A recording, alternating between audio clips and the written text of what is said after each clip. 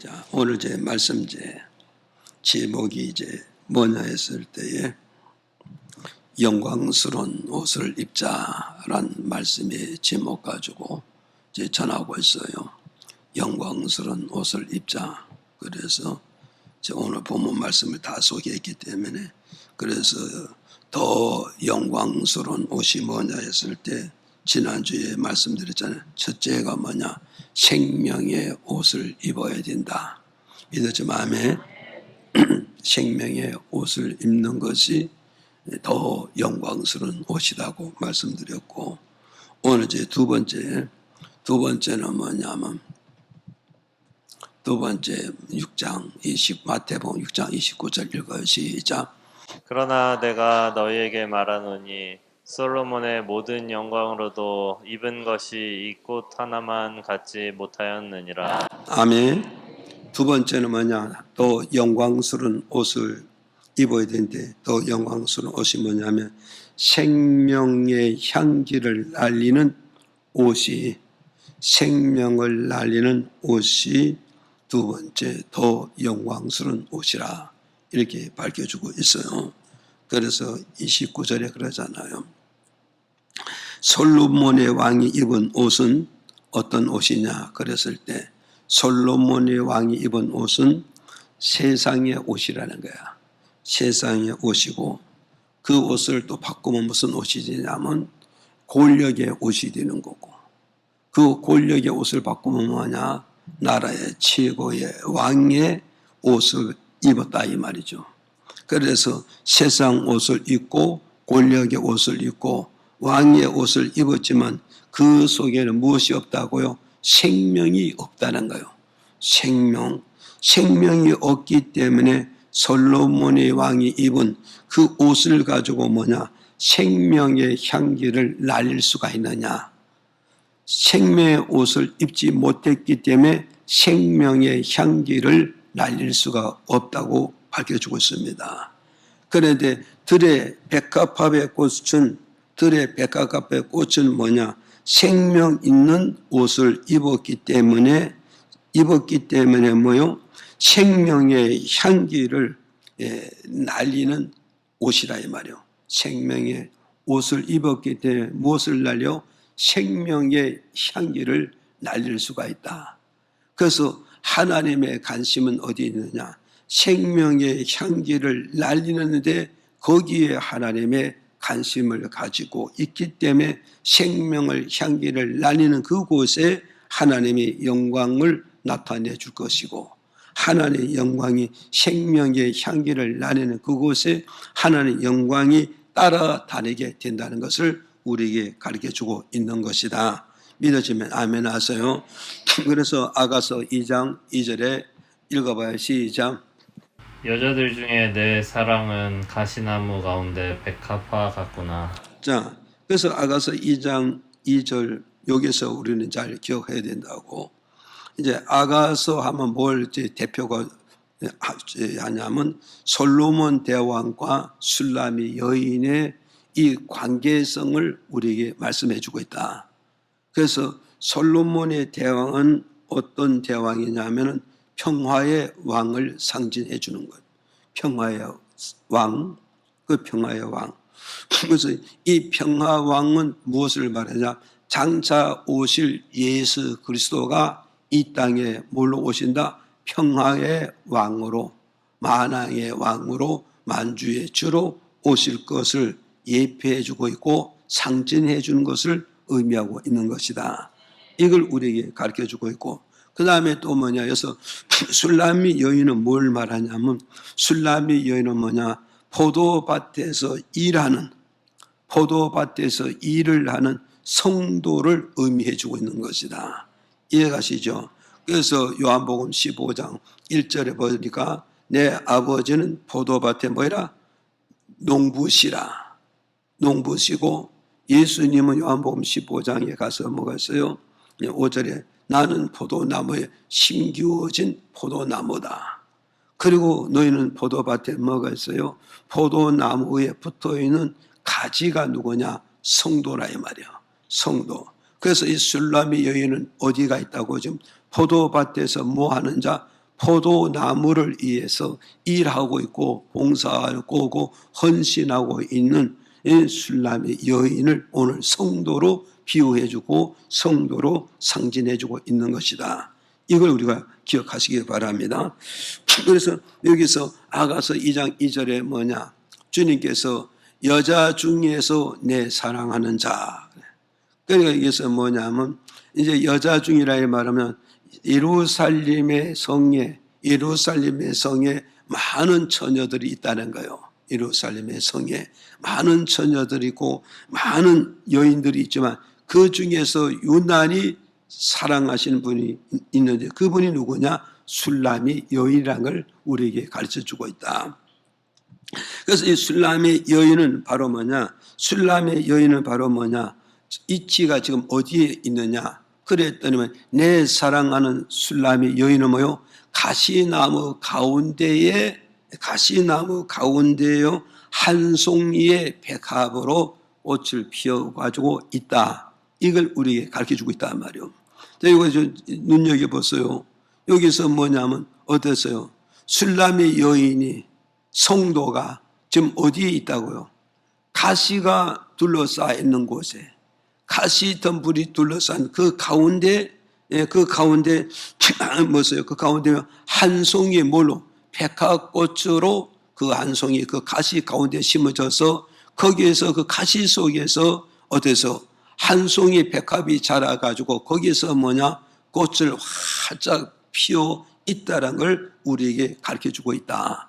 이해가 지죠? 이걸 우리에게 가르쳐줘요. 그래서 여기서 가시나무는 무엇을 말하냐면 가시나무는 뭐냐? 믿지 않은 불신자를 말하고 믿지 않은 우리 가족을 말씀하고 있다. 이걸 여러분이 기억을 하시란 말이에요. 가시나무는 누구라고요? 믿지 않는 불신자, 믿지 않은 우리 가족을 이걸 말씀해 주고 있어. 그 믿지 않는 불신자들과 믿지 않는 우리 가족들의 역할을 어떤 역할이냐? 이걸 여러분이 알아야 되는데 그게 미가서 7장 4절에 가서 보니까 여러분 이거 잘 기억하시라고 읽어보죠. 시작. 그들의 가장 선한 자라도 가시 같고 가장 정직한 자라도 찔레 울타리보다 더하도다. 그들의 파수꾼들의 날 곧 그들의 형벌의 날이 임하였으니 이제는 그들이 요란하리로다. 아멘. 자 보세요. 여기서 이제 보세요. 가시는 믿지 않은 불신자고 가시는 믿지 않은 우리 가족들이라 그러잖아요. 그것이 가지고는 그게 뭐냐면 미가서 7장 4절에 보면서 믿지 않는 불신자들이 세상에서 뭐요? 아무리 선하다고 애쳐도 성도에게 어떤 역할을 한다? 과시 역할밖에 못한다는 거예요. 과시 역할밖에 못한다. 여러분 그걸 잘 기억하라고. 내 주변에 그렇게 많은 불신자들이 그들이 나름대로 나는 정직한 사람이야. 나는 정말 솔직한 사람이야. 나만큼 믿어줘도 돼. 그렇지만 그들은 결국 내 주변에서 어떠세요? 과시 역할밖에 못하는 것이 믿지 않는 불신자들이고 믿지 않은 내 가족이란 걸 이 말씀을 해주고 있는 거예요. 그런가 하면 또 여기서 뭐가 있어요? 여기서 뭐였어요? 세상에서 나는 뭐냐? 세상에서 바로 뭐냐? 가장 정직한 자죠. 또 세상에 뭐랬어요? 나는 가장 뭐요? 선한 자라고 그러잖아요. 그래서 나는 뭐냐? 선한 자. 믿지 않는 불신자, 믿지 않는 가족이 세상에서 아무리 선하고 아무리 선하다고 말해도 아무리 옳다고 말하고 아무리 뭐 올바른 길을 걸어간다 할지라도 그들은 결국 뭐냐? 내 주변에서 무슨 역할밖에 못한다고? 가시 울타리 역할밖에 못한다는 거야. 가시 울타리. 그럼 오늘 저와 여러분 우리는 기억해야 된다고. 내가 누구의 주변에 쌓였는가? 가시 울타리 주변에 내 가시 울타리 속에 내가 거기에 한 송이 백합으로 한 믿는 성도 한 사람으로 거기에 심겨져 있다는 걸 이걸 우리에게 가르쳐주고 있단 말이죠. 그래 오늘 생각해 보세요. 저도 그렇고 여러분도 그렇고 믿지 않은 우리 가족이 내게 어떤 역할이 한다고요? 가시의 울타리로 뺏기 안 된다. 이 가시 울타리는 결국은 뭐냐? 낮이나 밤이나 때를 가리지 않고 그는 내게 끊임없이 나를 찔러대고 끊임없이 나를 공격하고 끊임없이 나를 괴롭히고 끊임없이 내 눈에 눈물을 빼게 되고 끊임없이 내 심령에 근심을 안겨줄 수밖에 없는 것이 믿지 않는 우리 가족이었고 믿지 않는 믿지 않는 우리 주변에 우리 환경에 그런 자들이 밖에 안 된다. 그럼 오늘 우리 이 메시지를 통해서 믿지 않는 자들은 내게 무엇 밖에 못한다? 가시 역할 밖에 못하는 것이다. 이걸 여러분이 알고 가야 된다. 이해가시면 아멘. 그래서 백합꽃이 세상에서 가장 아름답다는 거예요. 왜 가장 아름냐? 가시나무 가운데 심기워져 있기 때문에, 가시나무에 심기워져 있기 때문에 한 송이의 백합꽃이 하나님 보시기에 가장 아름답다. 이걸 말씀해 주고 있단 말이에요. 믿어지면 아멘 하세요. 보세요. 가시 덤불이 가득 차 있는데 거기에 한 송이의 백합이 딱 심기워졌는 그걸 바라볼 때 얼마나 아름답고 얼마나 감탄을 자내겠는가. 그래서 하나님께서 가시밭의 백합 한 송이, 이게 하나님 보시기엔 얼마나 아름답고 얼마나 귀하고 얼마나 소중한가를 하나님 지금 그걸 말씀을 해주고 있다는 사실을 우리는 이걸 기억을 하셔야 됩니다. 그리고 이 가시가 아름답다는 건 바로 뭐겠어요? 가시는 뭐요? 아무리 주변에 가시가 백합꽃을 아무리 먹어서 그를 찔러도 찌름을 받으면 찌름을 받을수록 그는 뭐겠어요? 그 고통 속에서, 그 괴로움 속에서, 그 눈물 속에서 한 송이의 백합은 끊임없이 자라가고 있기 때문에, 끊임없이 자라나기 때문에, 끊임없이 성장하고 있기 때문에, 끊임없이 발전해 나가기 때문에 하나님 가시 속에서 자라난 한 송이의 백합송이 하나님 그렇게 소중하게 여기고 그렇게 귀하게 여겨가겠다는 걸, 이걸 지금 우리에게 가르쳐주고 있다 이 말이요. 그는 오늘 저와 여러분 정말 가시에 둘러싼 가족 속에서, 가시에 둘러싸는 모든 불신자들 속에서 그들의 찔림을 통해서, 그들의 상처를 통해서, 그들의 괴로움을 통해서 거기에서 내 믿음의 생명이 실족되지 않고 거기에서 내 믿음의 생명을 얻어가지고 끝까지 믿음이 계속 성장하고 발전한 이것을 누구 예수님은 첫날을 줘도 이 한 생명을 바꿀 수 없게끔 그만큼 소중하게, 그만하게 귀하게 여기고 정말 하나님의 관심을 갖게 되고 하나님의 은혜는 거기에 쏟아지게 된다는 걸 우리에게 좀 주는 메시지라 말이요. 믿으면 만나세요. 그래서 뭐가서요? 또 이 가시가 왜 이렇게 귀하느냐? 정말 백합꽃이 왜 이렇게 귀하냐? 주변에 가시에게 그렇게 찔리면서도, 그렇게 고통을 당하면서, 그렇게 괴로움을 당하면서도 거기서도 한 송이의 백합이 꽃을 피워가지고 뭐였어요? 생명의 향기를 날리고 믿음의 향기를 날리고 은혜의 향기를 날리고 전도의 향기를 날리기 때문에, 한 송이의 백합송이 그렇게 하나님 보시기에 아름답고 그렇게 하나님 보시기에 귀하고 그렇게 하나님 보시기에 한 송이의 백합을 너무너무 귀하게 여기고 있다는 걸 이 말씀을 통해서 우리에게 주는 메시지라 이 말이요. 믿어지면 아멘 하시기를 바랍니다. 그래서 이제 아가서 4장 16절에 이렇게 말씀해 주고 있어요. 이제 주님의 입장을 말씀드렸다면 우리는 이번에 이제 성도 입장이라고. 자, 우리 한번 아가서 4장 16절 읽어볼까요? 시작. 북풍아 일어나라, 남풍아 오라. 나의 동산에 불어서 향기를 날리라. 나의 사랑하는 자가 그 동산에 들어가서 그 아름다운 실과 먹기를 원하노라. 아멘. 자, 여기서 이제 이제 여기서 주인공이 누구냐면 아까 말씀드린 술람이 여인이란 말이야. 이 술람이 여인. 그래서 술람이 여인은 어땠어요? 하나님 앞에서 또 세상 앞에서 믿는 성도들 앞에서 이렇게 고백하는 거예요. 북풍아 내게 불어오라. 남풍아 내게 불어오라. 이렇게 좀 외치고 있잖아요. 외치고 있다면 이 말씀의 의미를 여러분 잘 기억하라고.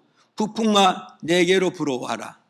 남풍아 내게로 불어오라. 이 말은 뭐냐? 술람이 여인이면 풍풍이 내게 불어오고 남풍이 내게 불어오기를 기다리고 있다는 거예요.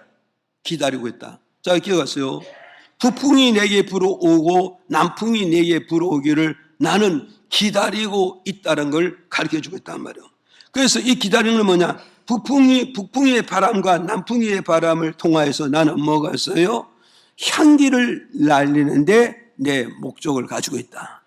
여기서 향기는 바로 뭐가서 백합의 향기는 바로 뭐냐? 아까 백합은 성도라 했잖아요. 성도가 날리는 향기는 뭐냐? 바로 뭐냐? 예수님의 생명 있는 향기를 날리겠다는 걸 우리에게 가르쳐주고 있다. 믿어지면 아멘 하세요. 그리고 술람의 여인은 뭐였어요? 정말 북풍이 내게 불어오고 남풍이 내게 불어오기를 뭐한다? 북풍이 내게 불어온 걸 끝나기를 원하는 것이 아니고 남풍이 내게 불어오면서 끝나는 걸 원하는 것이 아니라 나는 북풍이 내게 불어오기를 나는 지금 기다리고 있다는 거예요. 그리고 나에게 남풍이 내게 불어오기를 나는 기다리고 있다는 거예요. 그 기다리는 목적이 뭐냐? 북풍이 불어왔을 때는 뭐겠어요? 북풍이 불어왔을 때 내가 뭐였어요? 예수 향기 날리는데 목적을 가겠다. 만약에 남풍이 내게 불어온다면 난 그 남풍을 통하여서 내가 기다리다가 남풍이 내게 오면 그 남풍을 통해서 나는 뭐냐? 예수 향기를 날리고 복음의 향기를 날리고 믿음의 향기를 날리고 은혜의 향기를 하고 예수의 능력의 향기를 나는 날리겠다. 이걸 우리에게 가르쳐주고 있단 말이에요. 믿습니까? 그래서 오늘 저와 여러분 술람 여인같이 주여 북풍이 내게 불어오게 하소서 남풍이 내게 불어오게 하소서. 북풍과 남풍이 내게 불어온다면 내 가정소에서 내 무대에 서서 그걸 통하여서 그걸 이용해서 나는 뭐겠어요? 예수 향기를 날리겠습니다. 생명의 향기를 날리겠습니다. 내가 믿음을 붙잡고 사는 믿음의 향기를 날리겠습니다. 이런 신앙 고백이 잊혀지고 또 증거가 되어야 된다는 걸 말씀을 통해서 우리에게 증거하고 있다는 사실을 저와 여러분 믿으셔야 된단 말이에요. 믿어지면 아멘. 그래서 여기서 우리가 첫 번째 알아야 될 건 뭐냐? 여기서 첫 번째 알아야 될 게 뭐냐? 자, 첫 번째 알아야 될 게 뭐냐? 북풍이 주는 우리에게 교훈을 알아야 된단 말이에요. 북풍이 주는 우리의 교훈. 그래서 아가서 4장 16절에 읽어봐요. 시작. 북풍아 일어나라 남풍아 오라 나의 동산에 불어서 향기를 날리라 나의 사랑하는 자가 그 동산에 들어가서 그 아름다운 실과 먹기를 원하노라. 자, 여기서 우리는 기억을 하셔야 된다고요. 뭘 기억하느냐? 바람은 두 종류잖아요. 바람은 두 종류인데, 그런데 두 종류인데, 북풍이 있고 남풍이 있는데, 그래서 술람이 여인은 뭐냐? 북풍이 내게 불어오라 하잖아요. 왜 북풍이 내게 불어오라 하는데, 북풍이 내게 주는 교훈이 뭐냐? 첫 번째, 북풍이 내게 불어올 때 주는 교훈이 뭐냐? 그 교훈을 우리가 여기서 알아야 됩니다. 그래서 이 교훈이 뭐냐면 첫째 북풍의 교훈이 뭐냐 했을 때 첫째 뭐냐면 북풍이라 하면 북쪽에서 불어오는 바람을 말하는 거예요. 북쪽에서 불어오는 바람. 그러니까 여러분이 잘 알다시피 북쪽에서 불어오는 이 바람은 뭔가요? 차고온 바람이라고. 차고온 바람. 이 차고온 바람 이건 바로 뭐냐면 겨울 바람을 의미해주고 있는 것이다. 겨울바람이요. 그러니까 술람이 여인은 무엇을 내게 불어오라고? 찬바람이 내게 불어와라. 내게 겨울의 바람이 내게 불어오라. 그럼 찬바람과 겨울바람이 내게 불어오면 이걸 통하여서 내가 뭐냐? 예수 향기 날리는 기회와 찬스를 삼겠다. 이걸 지금 말씀해 주고 있는 거예요. 이해가시죠? 여기서 차가운 겨울바람은 우리에게 주는 의미가 뭐냐는 걸 우리가 알아야 돼요. 차가운 겨울바람이 내게 불어온다. 이것은 우리에게 주는 의미가 뭐냐 했을 때 첫째 뭐냐? 마태복음 6장 13절에 이렇게 밝혀주고 있어요. 읽어보세요. 시작. 우리를 시험에 들게 하지 마옵시고 다만 악에서 구하옵소서. 나라와 권세와 영광이 아버지께 영원히 있사옵나이다. 아멘. 자, 마태복음 26장 41절 시작. 시험에 들지 않게 깨어 있어 기도하라. 마음에는 원이로되 육신이 약하도다 하시고. 또 마태복음 26장 69절서부터 쭉 펴주세요. 읽어주세요. 시작. 베드로가 바깥들에 앉았더니 한 비자가 나와 가로되 너도 갈릴리 사람 예수와 함께 있었도다 하거늘. 베드로가 모든 사람 앞에서 부인하여 가로되 나는 내 말하는 것이 무엇이지 알지 못하겠노라 하며 안문까지 나아가니 다른 비자가 저를 보고 거기 있는 사람들에게 말하되 이 사람은 나사렛 예수와 함께 있었도다 하매 조금 후에 곁에 섰던 사람들이 나와 베드로에게 이르되 너도 진실로 그 당이라 내 말소리가 너를 표명한다 하거늘 저가 저주하며 맹세하여 가로되 내가 그 사람을 알지 못하노라 하니 닭이 곧 울더라. 자, 우리 여섯째 기억을 하셔야 된다고요. 차가운 겨울 바람이 불어오는 의미가 뭐냐 했을 때 첫째는 뭐냐, 차가운 바람이 불어오는 것은 뭐냐면 오늘 우리에게 주는 교훈이 뭐냐면 첫째는 뭐냐, 시험의 바람이 의미하고 있어요. 차가운 바람, 겨울 바람을 뭘 말한다? 예, 내게 불어오는 시험의 바람을 의미해 주고 있다. 시험의 바람. 그래서 오늘 저와 여러분, 우리는 시험을 한 번을 끝나는 게 아니고 두 번을 끝나는 게 아니라 주님 나라에 입성하는 그날까지 우리 예수 믿는 우리에게 주님 나라 들어가는 그날까지 계속 단계별로 시험의 바람은 계속 불어오고 있다는 걸 우리에게 가르쳐주고 있어요.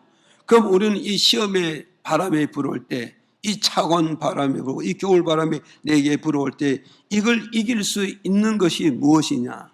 이 차가운 겨울바람, 추운 이 겨울바람, 이 시험의 바람이 불어올 때 여기에 시험에 들지 아니해야 예수 향기를 날릴 수 있고 믿음의 향기와 은혜의 향기를 날릴 수가 있는데 시험의 바람이 내게 불어닥칠 때 그 시험에 들면은 어떠세요? 예수의 향기를 못 날려.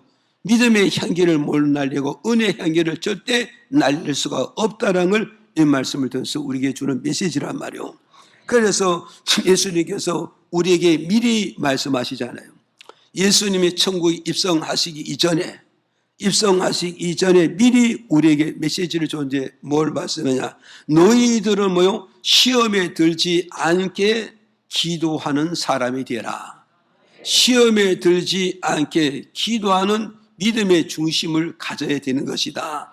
믿어지면 아멘 하세요. 그러니까 오늘 여러분 우리는 반드시 어때요? 시험이 와도 그 시험에 들지 않고 그 시험을 이길 수 있는 방법을 하나님 우리에게 제시했는데 그 방법을 제시했으니 그 방법을 우리가 알았으니 그 방법을 내 삶 속에서 믿음 속에서 교회 생활에서 그걸 활용을 잘하면 어떤 시험이 내게 다가온다 할지라도 나는 시험 들지 아니하고 그 시험을 피할 수 있고 그 시험을 이길 수 있고 만약에 그 시험이 온다 해도 그 시험을 통해서 나는 예수 향기를 날리고 믿음의 향기 하나님 능력의 향기를 날릴 수가 있다. 이걸 우리에게 말씀해 주고 있단 말이죠.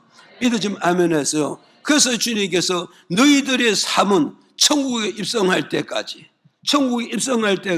너희들은 계속 무엇을 통과해 와야 된다고? 네? 그래서 무엇은 뭐냐? 기도해야 시험의 바람을 이길 수가 있느니라. 그 기도하지 마라. 기도하라고 우리에게 가르쳐주고 있어요. 그래서 마태복음 26장 41절에 이렇게 말씀합니다. 기도하는데 어떻게 기도하느냐? 우리가 의무적으로 기도하는 게 아니고 그냥 습관적으로 우리가 의무적으로 기도하는 게 아니라 습관적으로 기도하는 것이 아니라 그냥 뭐였어요? 형식에 기도하는 게 아니라 그건 어떻게 기도해야 시험을 피할 수 있고 시험을 이길 수 있고 시험을 정복하냐 했을 때 깨어서 기도해야 되는 것이다. 믿어지면 아멘. 보세요. 깨어서 기도해야 시험을 정복할 수 있고 시험에서 내가 이길 수 있고 깨어서 기도해야 내가 좌회전을 피할 수 있고 우회전을 피할 수 있고 깨어서 기도하면 시험이 내게 전면으로 온다 할지라도 내가 이 전면을 부딪혀서 이 시험을 깨부트려서 거기서 내가 예수의 향기, 생명의 향기, 믿음의 향기를 얼마든지 날릴 수 있고 믿음의 향기를 얼마든지 품어낼 수 있다는 걸 우리에게 주는 메시지란 말이에요. 이러지 마면 그래서 여기서 우리는 기억을 해야 됩니다. 여기서 깨어 기도하는 누구에게? 예수님께서 베드로에게 하신 말씀이에요. 베드로에게. 예수님께서 베드로에게 말씀해. 베드로야, 너는 지금 내 앞에 무엇이 다가온다? 내 앞에 지금 시험이 다가오고 있구나. 이걸 예수님은 알고 계시는 거예요, 지금. 오늘 저와 여러분, 내가 지금 이렇게 편안하고 이렇게 즐겁고 이렇게 안전하지만 내일에, 모레, 미래 내게 시험의 바람이 불어오고 찬바람이 불어오고 겨울의 바람이 불어오고 한란의 바람이 불어오고 우리는 모르는 거예요. 우리는 모르는 거예요. 그러나 전능하신 예수님만이, 하나님만이 내 앞에 다가오는 그 찬바람을, 시험의 바람을 아시기 때문에 베드로야, 내 앞에 지금 시험이 다가오고 있구나. 시험이 다가오니 너는 어떻게 되느냐? 이 시험을 이기기 위해서는 깨어서 기도해야 되리라. 깨어 기도해야 되리라. 깨어 부르짖어야 된다. 깨어서 하나님의 도움을 요청해야 된다. 깨어서 기도하면 하나님의 능력을 잡아야 되느니라. 이거 지금 말씀하고 있잖아요. 믿어주면 아멘 하세요. 그랬는데 베드로는 어떻게 갔어요? 주님이 시험이 다가온다는 이 메시지를 받고 베드로는 어떻게 했어요? 깨어 기도해야 할 사람인데 깨어 기도하지 않고 뭐 하세요? 육의 잠을 자고 말았다는 거예요. 육의 잠을 자고 말았다고. 오늘 우리는 그렇잖아요. 오늘 우리는 그렇잖아요. 목사님이 말씀하든지 뭐 주변에 구역장, 교구장님들이 이렇게 말씀하든지 아무개 집사님 기도하였을 것 같아. 아무개 권사님 지금 기도할 때일 것 같아. 기도해야 될 것 같아. 이렇게 그 사람은 깨어있기 때문에 뭔가 하나님의 신호를 알기 때문에 이제 신앙의 동역들의 주변들에게 좀 알려주잖아요. 그 알려주면 아이고 권사님 기도하시다가 내가 찬바람이 불어온대. 찬바람이 불어오는데 그럼 난 어떻게 해야 돼요? 아이고 깨어서 기도해야지. 깨어서 무장해야 되지. 깨어서 하나님 능력 붙잡아야지. 이런 메시지를 주잖아요. 그러나 그것을 베드로같이 농담을 여기지 말고 노새 사이같이 농담을 여기지 말고 우습게 여기지 않고 그 말씀을 심중하게 붙들어야 돼, 안 붙들어야 돼? 그 말씀을 심중하게 붙잡고 귀하게 붙잡고 이 고통을 하나님의 음성으로 받아들일 줄 알아야 된다 이 말이죠. 믿어지면 아멘. 이걸 우리에게 가르쳐줘요. 그래서 베드로는 어때요? 정말 주님이 말씀하셨으니까 그분을 3년 동안 모시고 따라다녔을 때에 많은 기적도 많은 이적도 많은 표적을 보잖아요. 그분이 하신 말씀이 다 맞잖아요. 그럼 그분이 내게 뭐라고 말씀해요? 베드로야, 네 앞에 찬바람이 불어온다. 겨울바람이 불어온다. 한란바람이 불어온다. 그러면서 여기서 살아남고 이기고 예수의 하나님의 능력을 드러내기 위해서는 뭐냐? 깨어 기도해야 되고 깨어 무릎을 꿇어야 되고 깨어서 하나님과 영적 소통과 영적 교통을 이루고 영적 능력을 붙들어야 되지 않느냐? 그런데 베드로는 그 말씀을 무시했잖아요. 무시하는 바람에 결국은 어떻게 되었어요? 네, 그 다음에서 69절 70절에 이렇게 말하잖아요. 69절에서 70절에서 뭐였어요? 예수는 지금 어디 있어요? 예수는 가야바의 법정 앞에서 지금 가야바의 법정 앞에서 지금 뭐였어요? 신문을 받고 있단 말이에요. 신문 받고 있는데 예수님이 이제 그 가야바 법정에서 제대제사장과 서기와 장로들 앞에서 예수님이 지금 조사받고 있단 말이에요. 쉽게 말하면 죄인이나 조사받고 있을 때 그 앞에 누가 있었다고? 그 마당에 베드로가 있단 말이에요. 그럼 예수님이 이렇게 바라보고 있는데 한 비자가 뭐가 있어요? 한 비자가 베드로 보고 뭐라 했어요? 너는 뭐요? 갈릴리에서 예수님과 함께 있는 자였다. 갈릴리에서 예수님과 함께 있는 자니 너는 예수님의 제자다. 이렇게 말을 했더니까 베드로가 뭐라고 했어요? 모든 사람 앞에서 나는 예수는 모른다. 자, 나는 예수님을 모른다. 예수님이 지금 여기서 신문을 받으면서 베드로를 지금 바라보고 있고 베드로는 저기 비자들과 모여 앉아서 서로 마주보고 있는데 눈빛을 바라보고 얼굴을 바라보고 있는데 한 비자가 너는 예수님과 함께 있었도다. 갈릴리 사람 함께다. 나는 예수 모른다고 부인한다. 왜 부인했을까요? 여러분, 예수님 지금 나를 바라보고 있는데도 나는 예수를 모릅니다. 나는 예수를 모릅니다. 예수를 모른다고 어디서 부인해버리고 말잖아요. 이게 왜 이랬을까요?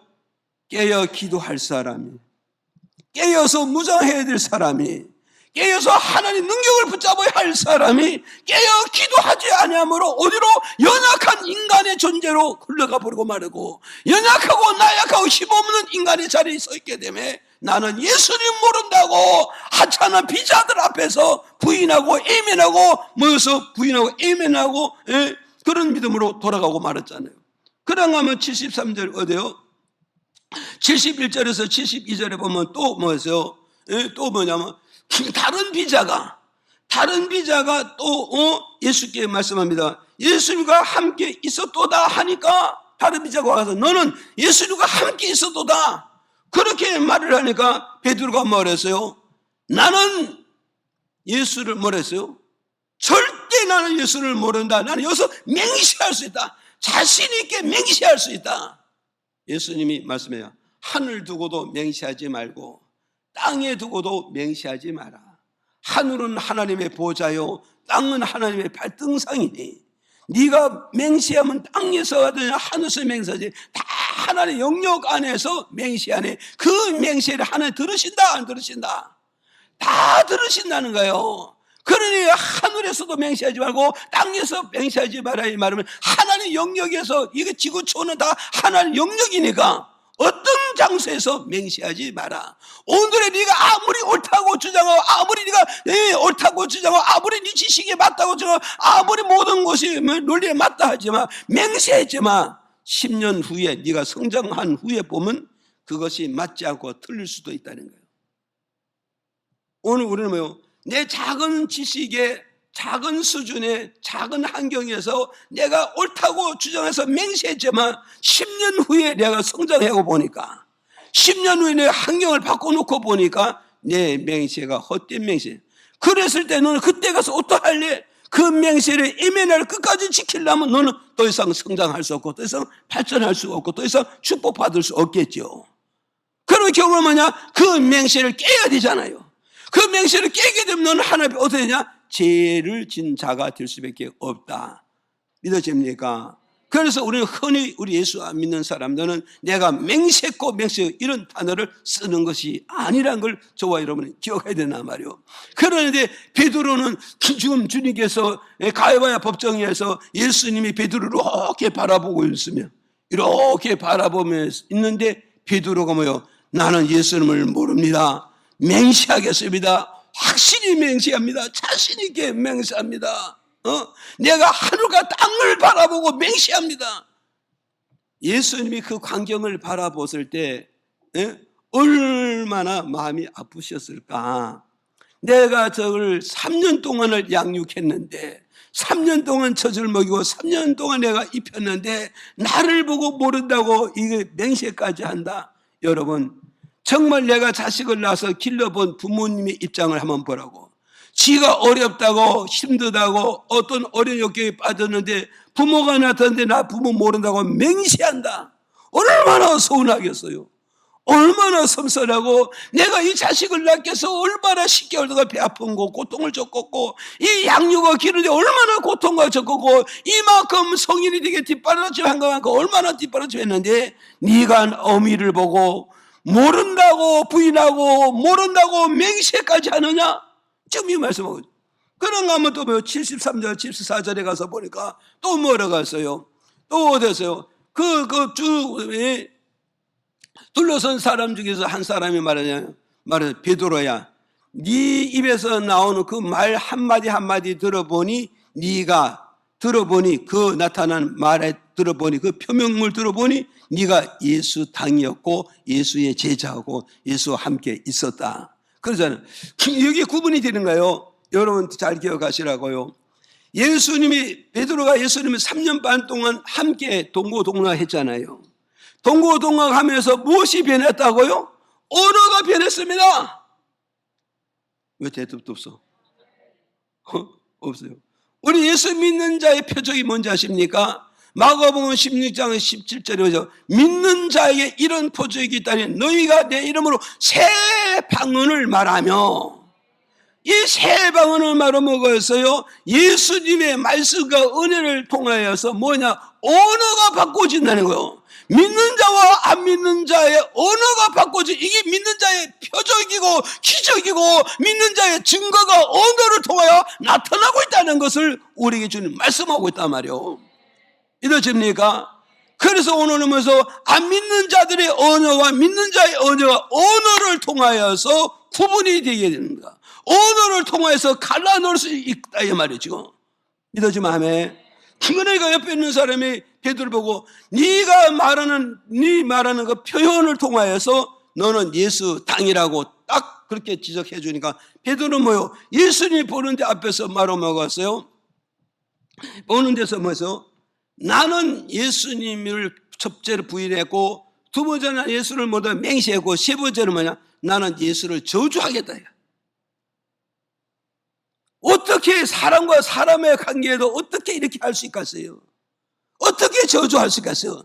지금까지 함께 한솥에서 한 밥 먹고 살았는데 직장에 동료를 할지라도 이렇게 할 수 없는데 어떻게 창조주와 피조물이 이런 관계를 맺어 있고 구원자와 죄인의 어떻게 이런 관계를 맺을 수 있겠습니까? 이 맺을 수가 없는데 나는 예수를 저주하겠습니다.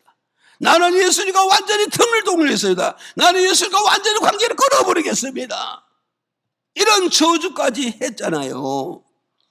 그러면 이렇게 된 원인이 어디 있을까요? 베드로에게 찬바람이 불고 겨울의 바람이 불고 한란의 바람이 불고 고통의 괴로움의 바람이 불어올 때 이것은 무엇 때문에? 예수님은 미리 말씀하셨잖아. 베드로야, 네게 지금 찬바람이 불어온다. 겨울바람이 불어온다. 큰 태풍이 불어온다. 이걸 이기기 위해서는 어떻게 해야 되느냐? 기도하되 어떻게 기도해야 된다? 깨어서 기도해야 된다. 깨어 기도하라는 말은 하나님과 소통하는 기도를 말한다 말이에요. 하나님과 네가 소통하는 이 기도를 이룬다면 이 찬바람도 이 겨울바람도 이 환란의 바람도 다 이겨서 시험 되지 않고 그 바람 속에서 꿋꿋하게 믿음과 말씀과 은혜를 써서 예수 향기를 잘 날리고 믿음의 향기를 날려는 성자가 되어질 것이다. 이걸 우리에게 주는 메시지라 말이에요.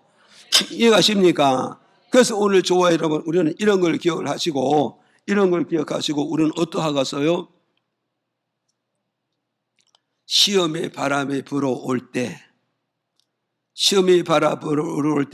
내가 믿음으로 느낄 때도 있고 믿음으로 느낄 때가 있고 나는 못 느끼지만은 깨어있는 앞서 그분들이 알고서 내게 신호를 주실 때도 있단 말이에요.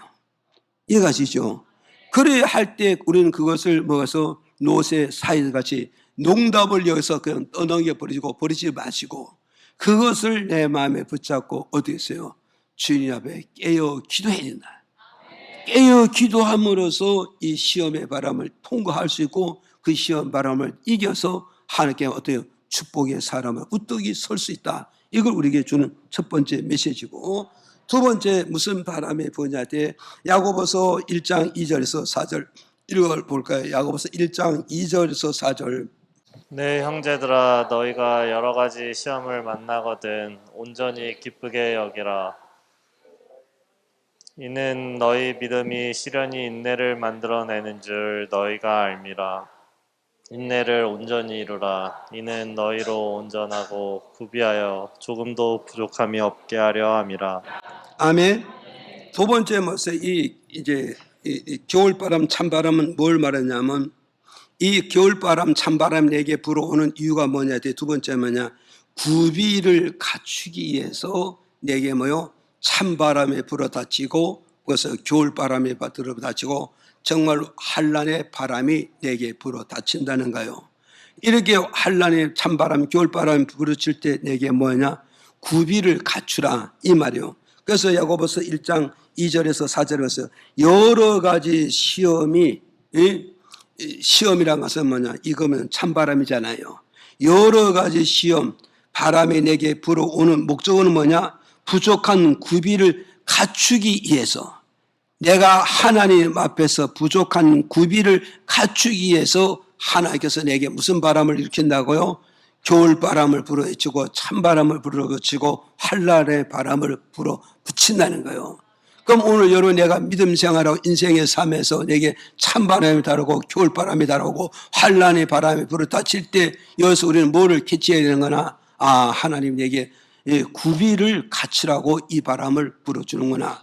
그래서 여기서 구비는 뭐에 갔어요? 여러분 구비란 것은 무슨 한문으로 갖출 빗자잖아요. 그러니까 이면서 무엇을 갖추라고 찬바람이 불어오는 거 했더니 4절에 가서 보니까 뭐가 있어요? 4절에 가서 보니까 뭐였어요? 인내를 어떻게 온전히 이루라는 거야. 인내를 온전히 이루라. 그럼 여기서 2절에서 4절까지 여기서 핵심은 바로 뭐냐? 여러 가지 시험, 여러 가지 바람, 여러 가지 환난, 여러 가지 고통과 괴로움의 바람이 내게 부는 이유는 목적이 뭐냐? 내가 무엇이 부족하다고요? 인내가 부족하다 이 말이요. 인내가 부족하다. 그럼 이 인내가 부족하니까 이 부족한 이 인내의 구비를 갖추기 위해서는 어땠어요? 이론을 되는 게 아니에요. 지식으로 되어지는 것이 아니고 아는 거로 되는 것이 아니며 찬바람이 불어 닥쳐야 돼요. 겨울바람이 불어 닥쳐야 되고 환란의 바람이 불어 닥칠 때 그것을 통해서 무엇을 내가 만들어지느냐? 인내라는 것을 만드는 거예요.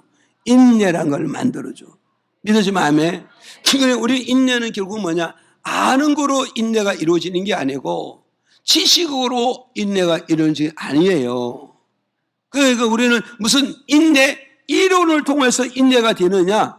절대 이론을 가지고 지식을 가지고 아는 걸 가지고 인내를 만들어지느냐? 절대 그렇죠. 뭐 잘못된 거 고치는 거 지식으로 고칠 수 있다면 얼마든지 고치죠. 담배 끊어야 됩니다. 의사가 건강 진단을 했는데 담배를 끊으셔야 됩니다. 술을 끊으셔야 됩니다. 네, 끊겠습니다 해놓고 돌아와서 담배 여전히 피워. 더 많이 피워. 술도 끊겠습니다 해놓고 더 술도 더 많이 먹어. 술도 더 많이 먹고 더 많이 잡수잖아요. 그게 왜 그러느냐? 그게 왜 그런가? 내게는 지금은 찬바람이 안 불어닥친 거야. 그런데 의사 선생님 건강 전문가니까 이 사람이요 환란의 바람이 불어닥치고 질병의 환란이 달아지고 고통의 지금 경제에 쏟아지는 바람이 부는 걸 아니까 예방으로서 미리 담배 끊으셔야 됩니다. 술을 끊으셔야 됩니다. 그렇게 미리 말씀해 줬잖아요. 그런데 지금 내 몸에는 그 부딪혀서 안 부딪혀서 찬바람이 지금 안 부딪혀 느끼지를 못해. 그러니까 의사 선생님 말씀 못 믿어.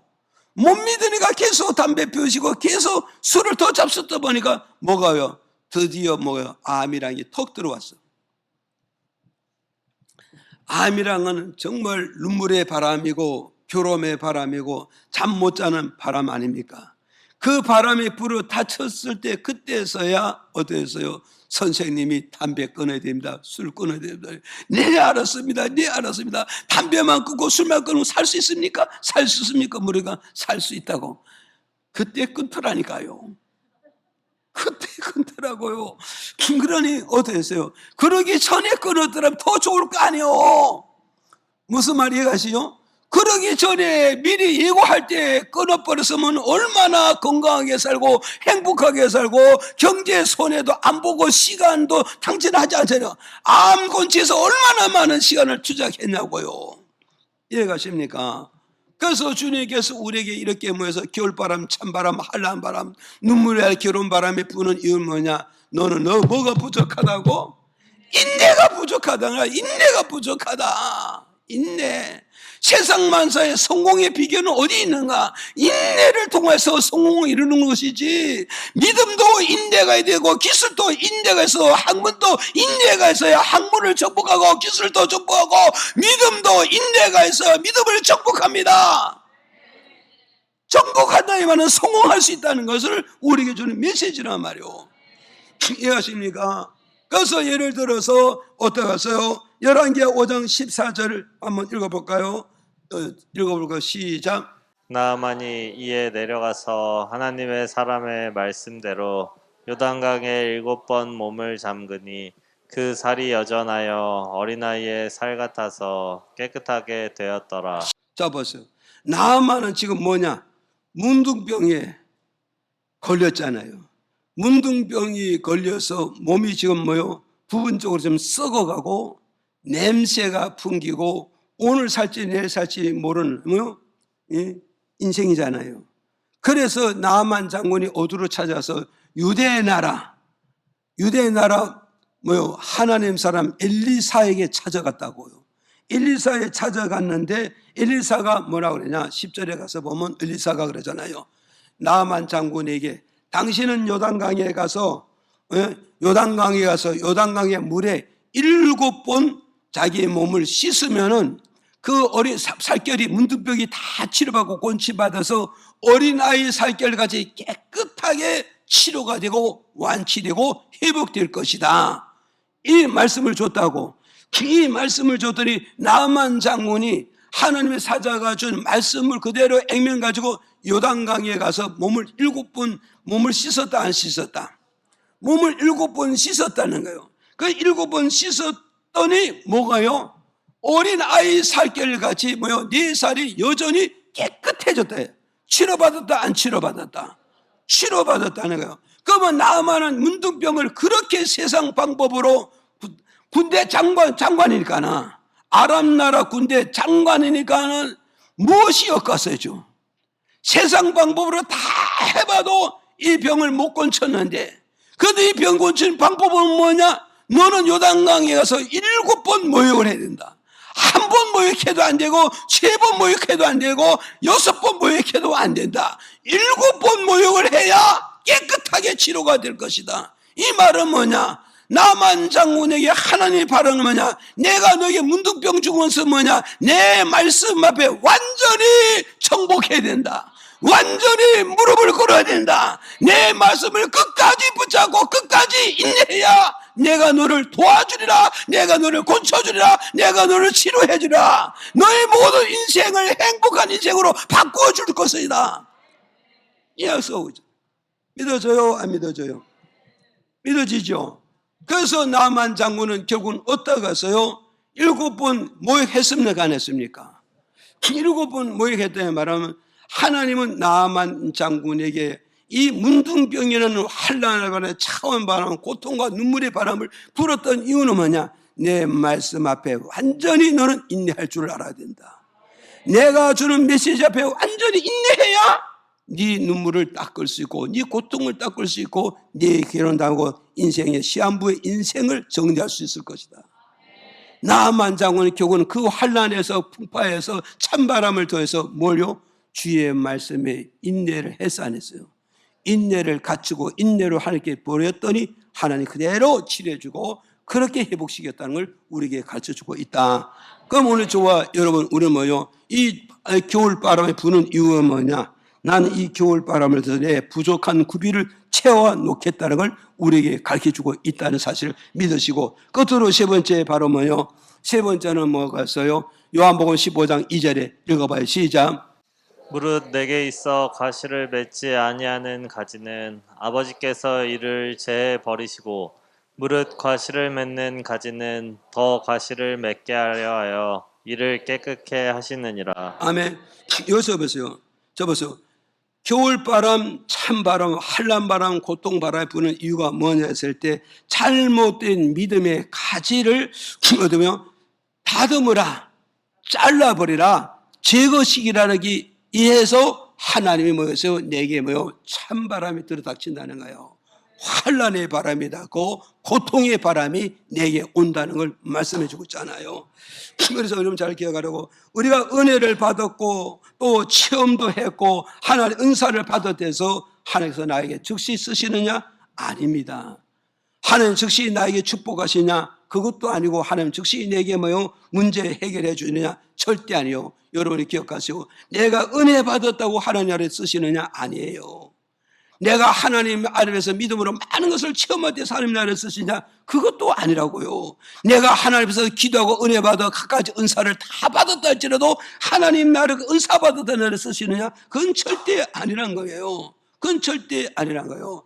다시 예를 들어서 뭐겠어요? 모든 씨에 붙이는 뭐가 있어요? 모든 씨에 붙이는 영광로에 들어가서 좋은 연장이 만들어져야 되잖아요. 이해가십니까? 씨붙이 자체는 아무도 쓸 수가 없는 거예요, 지금. 그러나 쓰지 못한 그 씨붙이지만 그것이 뭐죠? 대장간 불에 들어가서 용광로에 들어가서 뭐가서 갱이가 되지, 호미가 되든지, 뭐 톱이 되든지 무엇이 되든지 연장이 만들어져 가지고 나왔을 때 그 모든 씨붙이가요 연장이 만들어져 가지고 그 나왔을 때 농부의 손에 들리면 그것이 농부에게 너무 소중하고 너무 귀하기 때문에 애지중지하면서 그 도구를 잘 쓰게 되어서 열매를 맺지 않습니까? 믿어지면 아멘 하세요.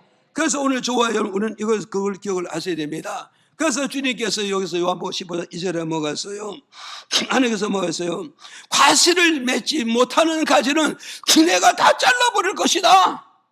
가시 맺지 못하는 열매 다 잘라버려요. 가시 맺지 못하는, 과일을 맺지 못하는 가지는 쓸모있다 없다? 쓸모없는 거예요. 그럼 이 가시를 맺지 못한 이 가지는 신앙생활인데 장애가 되는 거예요. 봉사하는 생활에 장애가 되고 기도하는 데 장애가 되고 성도와 성도 간에 모든 친교와 교제와 나눔에 다 장애가 될 수밖에 없다는 거예요. 장애가 될 수밖에 없다는 거예요. 이렇게 장애된 이 장애를 먹어서요 하나님이 자르시겠다는 거예요. 잘라버리시겠다는 거예요. 그걸 자른다는 것은 뭐냐? 그냥 잘라집니까? 하나님이 자르시기 위해서 톱으로 잘라야 될 거 아니에요? 가지를 잘라야 되잖아요? 자르는데 가지 하나 잘라는데 아프고 고통스럽고 괴롭고 눈물이 펑펑 쏟아져 안 쏟아져? 그 아픔이 바로 겨울바람이라고요. 그게 환난의 바람이고요. 그게 괴로운 바람이고 그게 눈물의 바람이 고통의 바람이 아닙니까? 그러나 먼 훗날을 보면 좋은 열매를 맺으려면 쓸모없는 가지를 잘라야 돼, 안 잘라야 돼? 예? 쓸모없는 가지를 잘라야 훗날에 좋은 열매를 보고 좋은 날을 보게 되고 좋은 열매를 거두면서 인생을 멋지게 살았구나, 믿음 생활을 멋지게 했구나, 그러므로 하나님 나라에 입성해서 거기에 대한 열매에 맺어서 상금을 받고 멸류관을 받는 그런 역사가 온다는 걸 우리에게 주는 메시지라 이 말이요. 믿어집니까? 자, 쉽게 말씀을 드리면 보세요. 구약에 하나님 법궤가 있잖아. 여러분 구약 성경 법궤 아시죠? 제사장이 메고 가는 법궤. 이 법궤 속에는 뭐가 들어가야 되느냐? 아론의 쌍낭이 지팡이. 이거는 부활을 말하잖아요. 그리고 십계명은 하나님의 말씀. 여기에 만나는 뭐가 있어요? 만나는 뭐요? 오늘 우리가 먹고 사는 그걸 말씀해 주잖아요. 그럼 이 세 가지 뭐요? 지팡이 들어가야 되고 십계명이 들어가야 되고 만나 항아리가 들어가야 된단 말이에요. 그걸 담기 위해서는 뭐냐? 담기 위해서는 법궤가 필요하잖아요. 법궤 아시죠? 이 통을 쓰는 나무가 뭐냐 했을 때 이 나무가 뭐냐면서 광야의 가시나무라는 거예요. 가시나무. 이해가시죠? 이 가시나무를 갖다 하나님의 법궤를 만드는데 광야에서 살고 세상을 사는 그 성도를 말한단 말이에요. 이 가시나무를 베어올 때 아파 안 아파? 예? 안 믿는 사람들이 불신의 세계에서 우상 세계에서 세상에서 하나님의 부름을 받을 때 얼마나 많은 환난과 고통을 겪어야 하나님의 교회로 돌아온다 이 말이에요. 이게 돌아와서 이제 다 되느냐? 아니겠죠? 결국은 뭐냐? 여기서 법궤를 만들기 위해서 그 가시나무 껍질을 뺏겨야 돼, 안 뺏겨야 돼? 예? 그런데 가시나무 껍질을 뺏기 전에 뭘 먼저 뺏기냐 했을 때 가시를 하나씩 먼저 뜯어내는 거예요. 가시 쓸모 있어 없어? 가시 쓸모 없잖아요. 그래 가시나무 베어오는데도 고통적인데 그것이 들어와서 하나씩 가시를 뜯어내는데 얼마나 고통스러워요. 이 가시나무는 뭐요? 지금까지 뭐를 길러와서 가시 길러오는데 전념을 다했단 말이에요. 그런데 이 가시를 기르는데 전념을 다했는데 이것이 하나님의 품에서 복귀가 되려고 그러니까 하나님의 복귀가 되고 하나님의 집을 지고 하나님의 원하는 열매를 맺어는 가시를 하나씩 뜯어내는데 가시나무가 한 개 뜯을 때마다 아이고 아파. 여러분 지금 짐작하는가요? 복귀의 나무가 되기 위해서 정말 지팡이를 담고 십계명을 담고 만나 항아리를 담기 위해서 이 가시를 뜯어내잖아요. 그거 끝나는가요? 그 다음에 가시 다 뜯고 나면 껍질을 뺏게 돼, 안 뺏게 돼? 때까리를 바꿔야 돼요. 때까리를 바꿔야 돼요. 교회 안에 들어오실 때는 우리가 다 시꺼매져가지고 지금 이 때까리를 바꿔야 돼, 안 바꿔야 돼? 얼굴만 봐도 벌써 때깔이 바꿔든지 안 바꿔든지 알잖아요. 이해가시잖아요. 그러니까 껍데기를 다 벗기잖아요.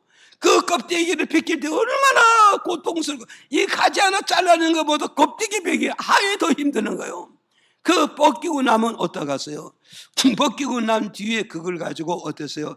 햇빛에 다 마른 뒤에 거기다가 금을 입히잖아요. 금은 그때 이제 믿음이 완전한 믿음이 됐다.